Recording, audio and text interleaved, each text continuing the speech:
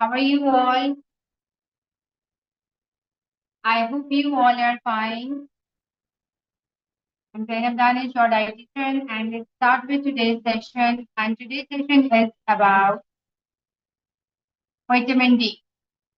The importance of vitamin D, the causes of the deficiency, how it affects your health, and I'm fine, thank you, Sonali. Okay, how it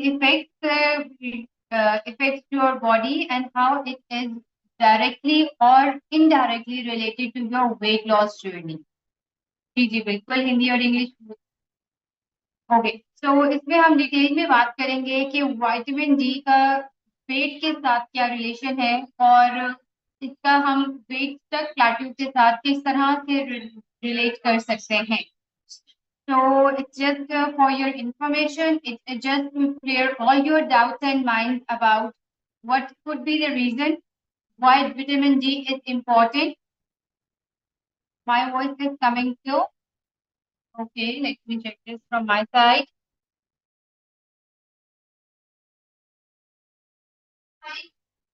Okay, okay. So why it is important for our bones? जो जहाँ तक हमारी knowledge पे या general knowledge पे हमारे लिए ये जरूरी होता है कि हमें जस्ट ये पता है कि it is important for our bones, it is important for our bone health, लेकिन no, it has a vast importance in our whole body, in our immune system also. सब डिटेल में बात करेंगे, लेकिन मेरे लिए कंसर्निंग सिर्फ और सिर्फ ये वेट स्टक के साथ है कि क्यों इससे वेट स्टक होता है, कैसे इससे वेट स्टक होता है और कैसे हम इस स्टक प्लेटो को विटामिन डी की कोल्ड्रिंक से हम इसको ब्रेक कर सकते हैं। ठीक है, लेकिन अच्छा, कुछ मैं इसके बारे में आपको जो भी डेफिशिएंसीज या उसकी क्योर के बारे में भी बताऊंगी, लेकिन as I always say I cannot recommend you any sort of supplements, as I cannot recommend you any sort of multivitamins जो इसके साथ आपको रिलेट करेंगी, जो आपको डेली बेसिस पर लेना चाहिए, वो आप अपने जनरल फिजिशियन से लेंगे, उसकी डोज सेट करवाएंगे, उनकी टाइमिंग्स और उनकी ड्यूरेशन सेट करवाएंगे, because it's not under my job. ठीक है जी। इंपॉर्टेंस ऑफ विटामिन डी, सबसे पहले what is commonly known is important for our bone health. अब बोन हेल्थ में सबसे इम्पोर्टेंट, सबसे ज्यादा क्या आ जाता है, आवर कैल्शियम एब्जॉर्प्शन।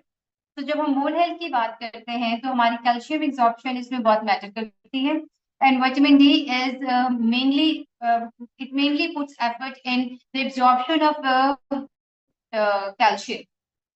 अब कैल्शियम के साथ for the strength of our bones, for the health of our teeth also. ठीक है, so strong bones and strong teeth, वो कैसे, कैल्शियम की सोर्स के साथ। अब बजाय before that, okay, before that के हम ये कह लें कि आपका सिर्फ कैल्शियम की ओनली सोर्स तो डेयरी प्रोडक्ट्स है, मेनली डेयरी प्रोडक्ट्स है। तो हम डेयरी प्रोडक्ट्स को एक विटामिन डी के साथ नहीं लेके चल सकते।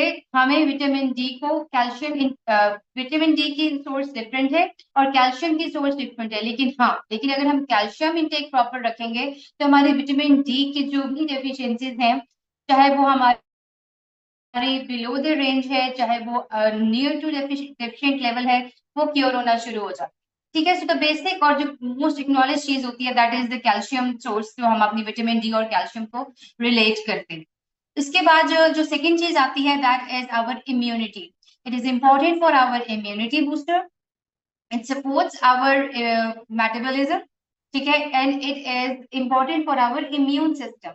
इम्यून सिस्टम में क्या आ जाता है, it is ready, it is good source के वो आपको फाइट इन्फेक्शन से फाइट करने के लिए आपको थोड़ा सा नहीं, ठीक ठाक बचाता है।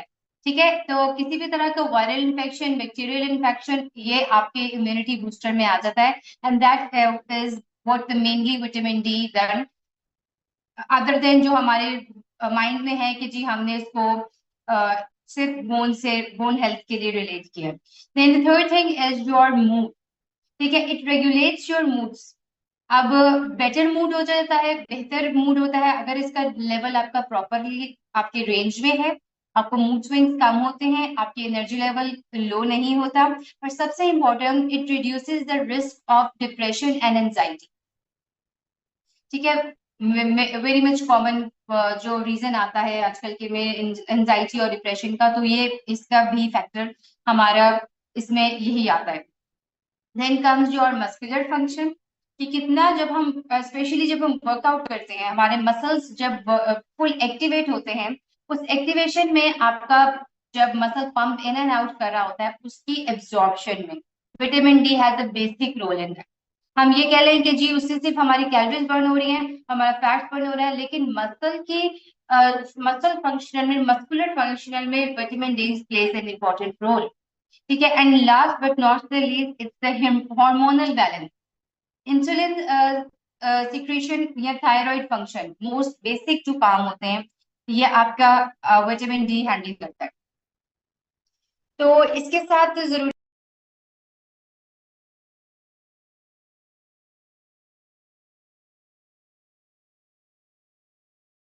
ओके।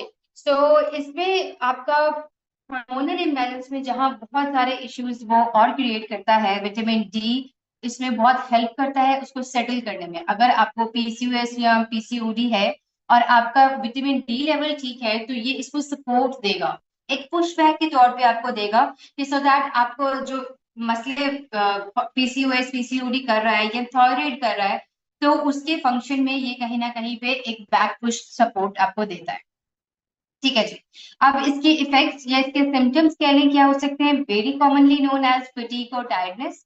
आपको बहुत ज्यादा थकान फील होती है, आप लो एनर्जी फील करते हो, बार बार और जल्दी थक जाते हो।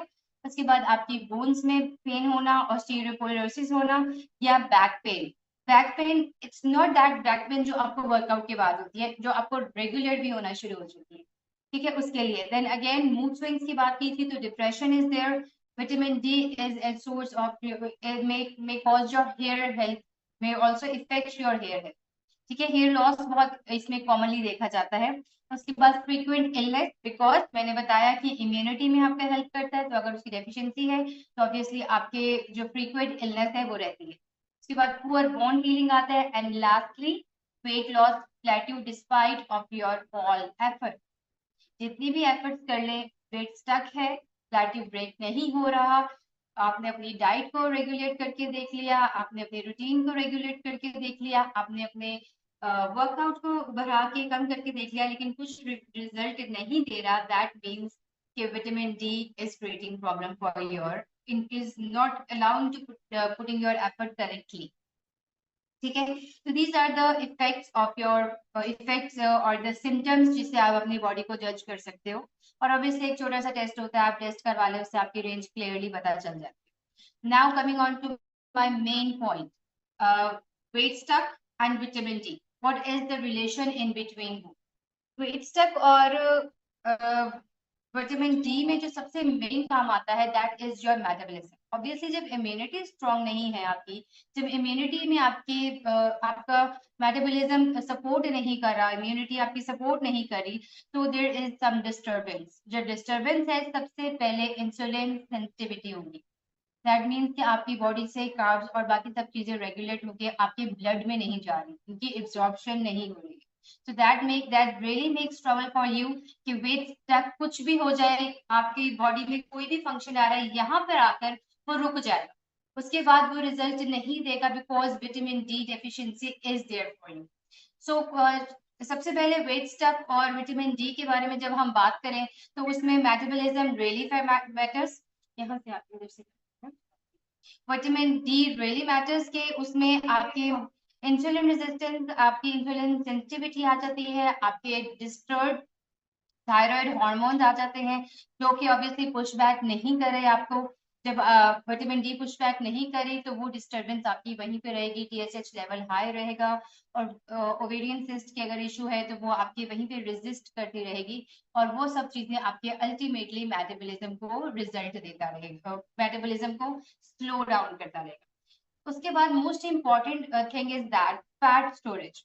अब हम ये समझते हैं कि हमारे लिए विटामिन डी जो है सिर्फ बोन्स तक, फैट सॉल्युबल, यानी कि हमारी बॉडी में जो फैट होती है, बॉडी फैट में trapped in that, vitamin D उसमें ट्रैप हो जाती है। ऑब्वियसली जब वो ट्रैप हुई है तो वो आपको उस तरह से डाइजेस्ट भी नहीं हो रही, आपकी बॉडी को वो हेल्पफुल भी नहीं दे रही, आपकी बॉडी के काम भी नहीं आ रही है।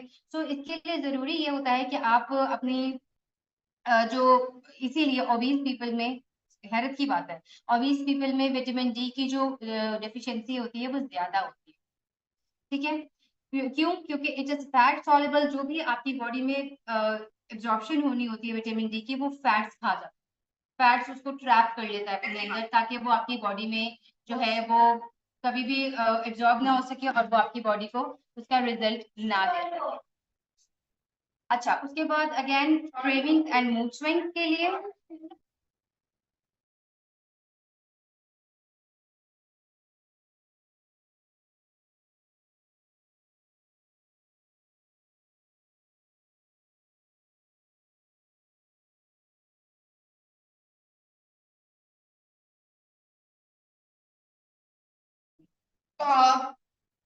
Okay, so cravings and mood swings, ठीक है, इसमें आपके सबसे इम्पोर्टेंट जो आ जाता है वेट स्टक में, that is your triggered emotional eating. ठीक है, जिसमें आपकी इमोशनल ईटिंग बहुत मैटर करती है। ऑब्वियसली वो कब होती है? when you are not when you are not when you don't have enough energy। जी मैं बताती हूँ। When you don't have enough energy, जब आप लो फील करते हो, what happens is जो भी सामने आया वो खा लिया, एंड अगेन अल्टीमेटली जो वेट स्टफ फ्लैट के लिए सारी एफर्ट्स हो रही थी वो पूरी नहीं हो सकती। ठीक है, सो इमोशनल ईटिंग बहुत इसमें आ जाती है, इसमें ब्रेन ईटिंग फेज बहुत आ जाते हैं, और ऑब्वियसली वो तब होता है जब आपका लो एनर्जी लेवल। रिमेंबर, याद रखिए कि ये पॉइंट्स जो मैं बता रही हूँ ये आपके वेट स्टफ से रिलेशन में बता रही हूँ विटामिन डी के। ठीक है ना? Okay, and then most importantly comes your exposure, कि आप कितना उसके लिए एफर्ट कर रहे हो। अब अगर आपकी रेंज बहुत ज्यादा है तो उसमें आपको एक टाइम लगेगा कि इस पीरियड से बाहर आने में, क्योंकि एकदम से तो ऐसा नहीं है, हाँ जी इंजेक्शन आए हुए हैं, इसकी डेली डोज आई हुई है, तो फौरन से खा के तो वो पूरी नहीं हो जाएगी ना आपकी। तो उसके लिए भी आपको अपनी डोजेस कंप्लीट करनी है, उसको अपनी डोजेस लेनी है, और उसके साथ आपको स्लोली उसका जो रेंज है वो ऊपर जाएगा। और जब तक वो लीस्ट एफिशिएंट तक नहीं आ जाता, हाँ सरप्लस तो बात की बात है, लीस्ट एफिशिएंट तक नहीं आ जाता, तब तक आपकी वो जो प्लेटो है वो ब्रेक नहीं कर, weight stuck plateau will remain there. Regarding dosage and regarding the test, normally जो लेडीज में जो अगर मैं बताऊं तो 1000 to 5000 international units per day चाहिए होते हैं, लेकिन मेरे कहने पे आप ये बिल्कुल स्टार्ट नहीं कर सकते, because it's not under my field कि मैं आपको सजेस्ट करूँ कि कौन सी लेना है। लेकिन सैडली अगर मैं ये कह दूं कि सिर्फ सन की एक्सपोजर से, जो कि मैं अभी बताने लगी हूँ कि किस तरह से फूड रिच होते हैं या rich foods that you can add in your diet, इससे अगर आपकी पूरी हो जाएगी डेफिशिएंसी, तो सैडली वो कंप्लीट वो पूरी नहीं होती। इसके लिए आपको लेना पड़ता है प्रॉपरली, इसके लिए एक्सटर्नल सोर्स इसकी लेनी पड़ती है। Okay, next come iron deficiency पे हम फिर एक दफा बोलेंगे, ठीक है, मोर और लेस रिलेटेड इसी में होता है ये, क्योंकि उसमें उसका भी एक प्रॉपर वेट स्टॉक के साथ रिलेशन रहता है, उसके लिए हम फिर आप गाइड करेंगे जरूर। अच्छा, तो इसमें मैं आपको बताने लगी थी कि प्रॉपरली इसका जो डोजेज होती है वो सेट करनी होती है, डेली बेसिस का भी होता है, अब तो मंथली का भी आ जाता है कि एक मंथ में आप एक दफा भी उसका वो ले लो तो वो आपको पूरी मंथ की डोज के लिए सेट हो जाती है। ऑब्वियसली वो आप अपने फिजिशियन से पूछेंगे। Then comes the food rich food in vitamin D. Top of that most easiest is your fatty fish and your cod liver oil। ठीक है जी, फैटी फिश में आपका ट्यूना आ जाता है, आपकी अदर फिश आ जाती है, वो ले सकते हैं, कॉड लिवर ले सकते हैं। उसके बाद फोर्टिफाइड फूड होते हैं जिसमें मिल्क हो गया, सीरियल्स हो गए, ऑरेंज जूस हो गए, ठीक है, फोर्टिफाइड फूड आ जाएंगे। Then your egg yolk specially they are very good source of vitamin D, and then prunes.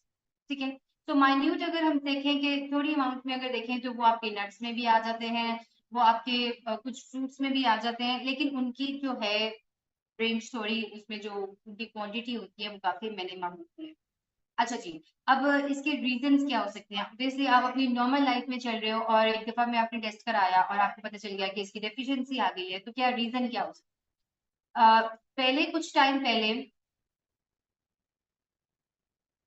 Okay okay dear, अच्छा, कुछ टाइम पहले ऐसे हुआ था कि वेस्टर्न साइड पे इसकी डेफिशिएंसी ही देखी जाती थी, बिकॉज वहां पे नॉर्मली जहाँ पे कोल्ड एरियाज होते हैं वहां पे बहुत ज्यादा सन का एक्सपोजर नहीं होता, स्पेशली हिली एरियाज में और इस तरह पे जहाँ पे सन का एक्सपोजर नहीं होता, तो वहां पे इसकी डेफिशिएंसी ज्यादा कॉमन देखी जाती थी। लेकिन पास्ट 10 years में ये साउथ एशियन कंट्रीज में भी बहुत ज्यादा आ गई। रीजन क्या है? रीजन ये है कि हम बहुत ज्यादा अपने घरों में रहना शुरू, घर से निकले थोड़े सा ट्रैवल किया ऑफिस में, वहां से निकले ट्रैवल किया वापस घरों में, कमरों में जहाँ पे सन का उस तरह से एक्सपोजर नहीं है। ठीक है, so this is the mainly reason. हालांकि हम we have an ample supply of vitamin D, sun is the biggest source of that. लेकिन क्या करें भाई, अब हमारे लाइफस्टाइल इस तरह के हो गया कि हम घरों में रहते हैं, हम बाहर नहीं बैठते हैं।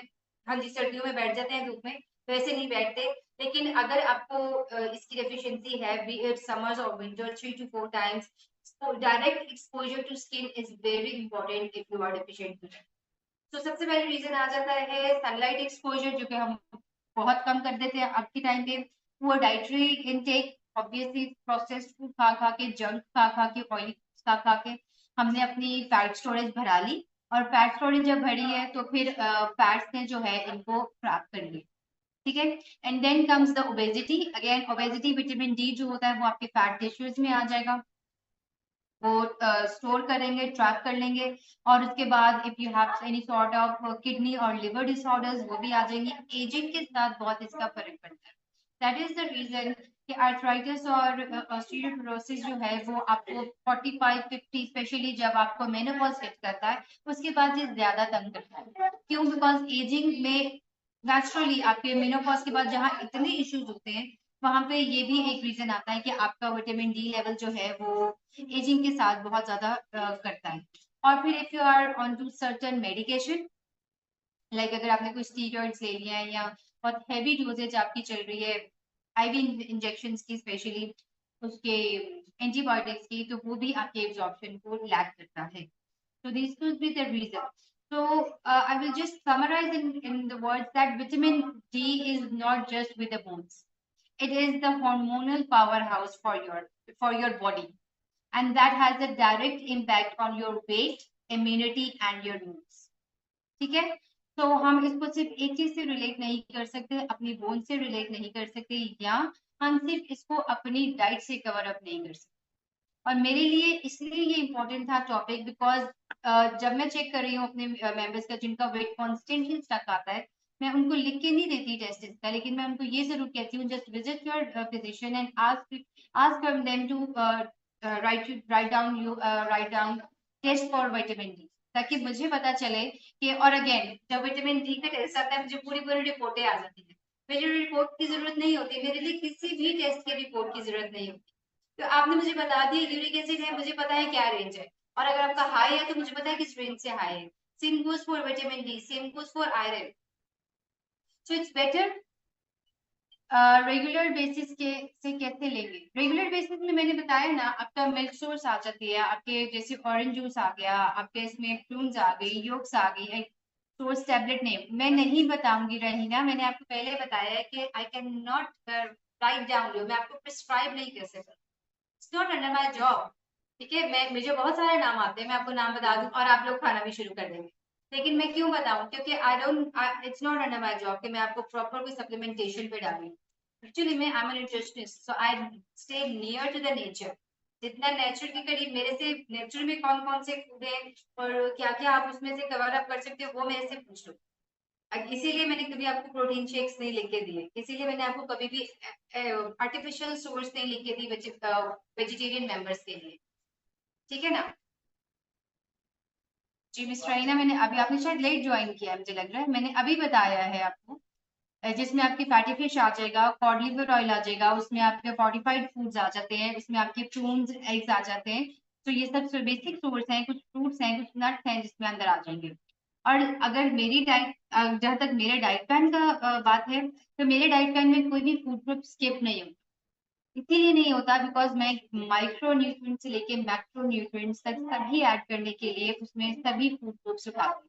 अब मेरे पास मेंबर्स आके मुझे कह देंगे मिस आप 3 टाइम्स कार्ब्स देती हैं और 3 टाइम्स कार्ब्स के साथ वेट कैसे कम हो जाएगा, तो मैं उनको आगे से यही बताती हूँ कि देखिए ये भी आपके लिए जरूरी है, ये आपके एक सोर्स है आपकी बॉडी को एनर्जी देने के लिए।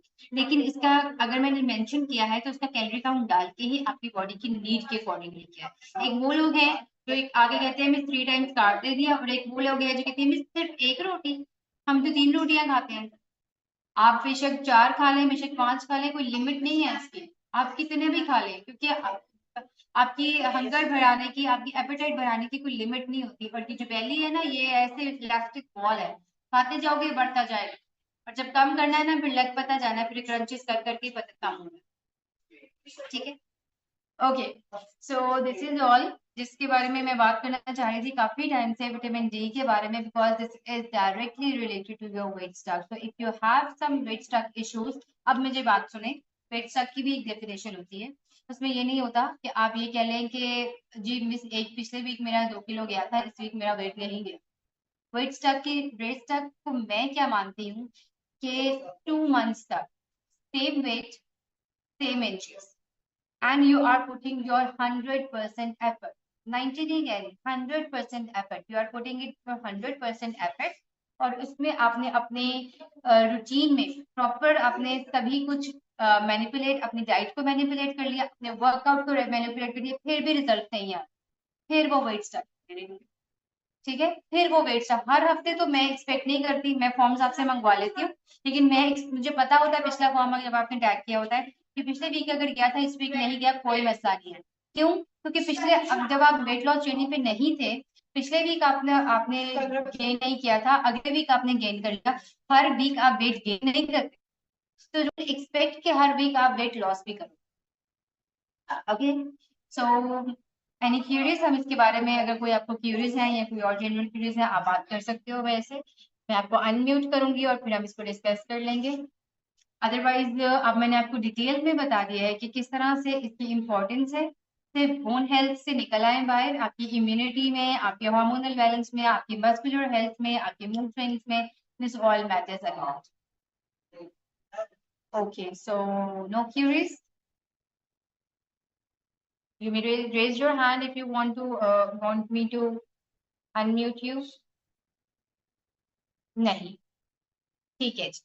Okay ladies, so that was all for today, जिसमें मैंने आपके साथ विटामिन डी के बारे में बात किया है। नेक्स्ट वीक हम एक और इन्फॉर्मेटिव टॉपिक के साथ आएंगे, और if you want me to speak up on any particular topic आप मुझे बता सकते हैं, लेकिन उससे पहले हमारे यूट्यूब चैनल पर विजिट करके देख लीजिएगा कि कौन कौन से टॉपिक्स ऑलरेडी कवर हो चुके हैं, ताकि वो रिपीट ना हो। और बहुत सारे मेरे हाल है, बहुत बहुत सारे टॉपिक्स कवर हो चुके हैं जो मेरे रिप्लाई नहीं करती, मैं उनको जस्ट फुल लिंक ड्रॉप कर देती हूँ, सो दैट आप थोड़ा डिटेल में इसके बारे में पढ़ के एक्नॉलेज हो जाए। All right, ladies. So that is all for today. So I'll be meeting you now on next Sunday, hopefully. और क्लास हमारी होगी कल, जो मेंबर्स मॉर्निंग में 8 o'clock सेशन लेते हैं मेरे साथ 8:30 पे। I'll be meeting you tomorrow morning. Have a good Sunday and take care. Bye bye.